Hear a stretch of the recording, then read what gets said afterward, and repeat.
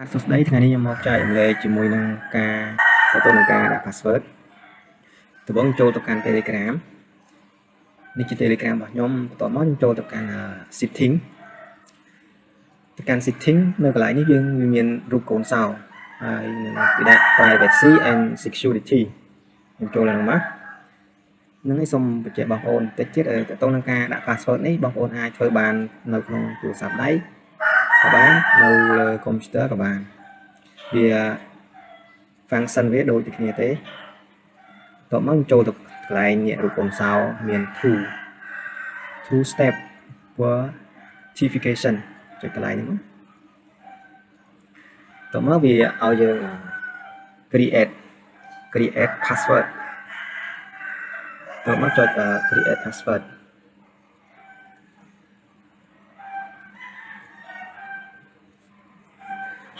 ត្រង់កន្លែងខ្ញុំវាយ password ចូល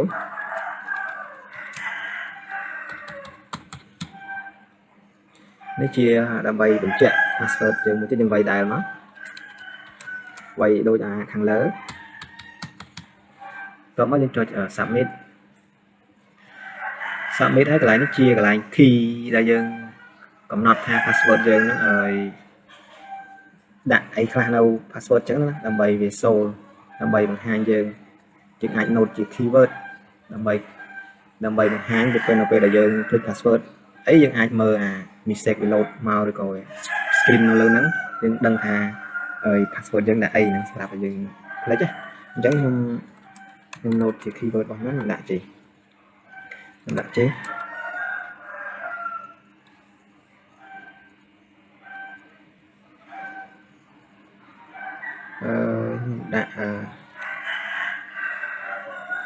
$$នេះcònជា keyword របស់យើងទេនៅពេលដែលយើងឃើញបែបហ្នឹងយើងដឹងថាយើងបានដាក់អីចឹងណាតោះមកយើងចុច continue តោះមកទៀតត្រង់កន្លែងនេះក៏កន្លែងសំខាន់មួយដែរក្នុងករណីដែលយើង click password យើងអាច verify ជាមួយនឹង Gmail របស់យើងអញ្ចឹងយើងដាក់ Gmail មួយណាដែលយើងប្រើយើងកុំដាក់ Gmail ណាដែលយើងអត់បានប្រើឬក៏ click password Gmail ហ្នឹងអីអញ្ចឹងយើងត្រូវដាក់ Gmail មួយណាដែលយើងប្រើជាប្រចាំនៅពេលដែលយើង click password យើងចុច forget ទៅវានឹង send code វាថា QR verify code គេហៅ code pin ដើម្បីឲ្យយើងមកបំពេញអញ្ចឹងនៅកន្លែងនេះខ្ញុំដាក់ Gmail របស់ខ្ញុំដើម្បី Gmail របស់ខ្ញុំចូល .com កន្លែងនេះយើងអាច skip បើសិនជាយើងអត់មាន Gmail អីយើងអាច skip បាន skip ត្រង់កន្លែងនេះចុច skip Gmail ក៏បានដែរប៉ុន្តែវាក៏ជាកន្លែងគ្រោះថ្នាក់ដែរបើសិនជាយើងដាក់ password ហើយយើង click យើងអត់មានអីមកដើម្បី verify វា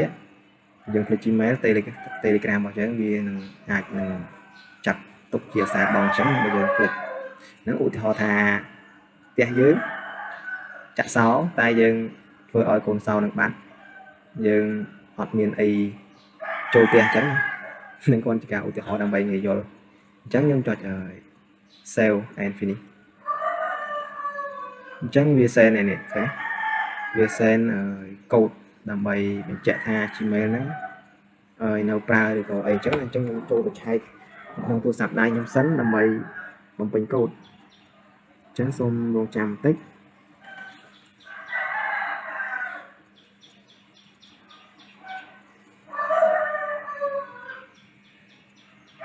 ខ្ញុំឆែកសិនដោយសារតែអ៊ីនធឺណិត slow បន្តិច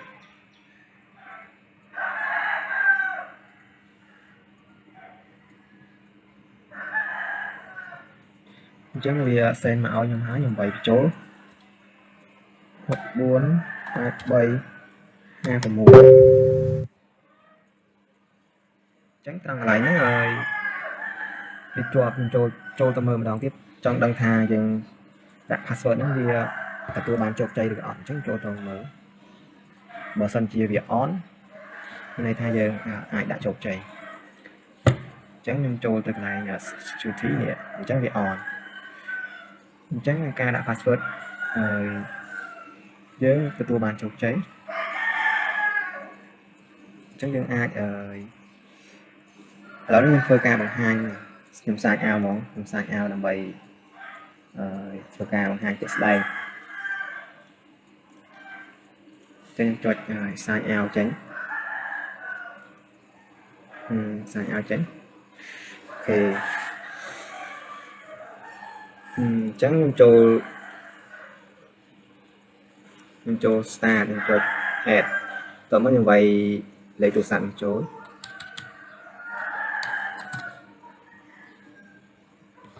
ត្រង់កន្លែងនេះវានឹង send ទៅកាន់ Telegram យើង pin code នេះ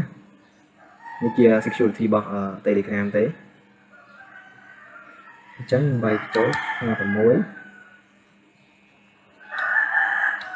4ត្រង់កន្លែងនេះទៀតវានឹង load ឲ្យយើងដាក់ password password ដែលយើងដាក់មុនហ្នឹងអញ្ចឹងយើងអាចដាក់ password បានហើយមួយទៀតបើសិនជាយើងភ្លេច password យើងអាចចុច forget password វានឹង send code នេះទៅកាន់ Gmail របស់យើង Gmail ដែលយើងបានបំពេញនៅក្នុងហ្នឹងអញ្ចឹងខ្ញុំចុចឲ្យ back ឲ្យវិញអញ្ចឹងធ្វើការចូលម្ដងទៀតជាការឧទាហរណ៍ផ្ទាល់ដើម្បីឲ្យបងប្អូនងាយយល់អញ្ចឹងយើង send code មកកាន់ទូរស័ព្ទម្ដងទៀត26 sorry 29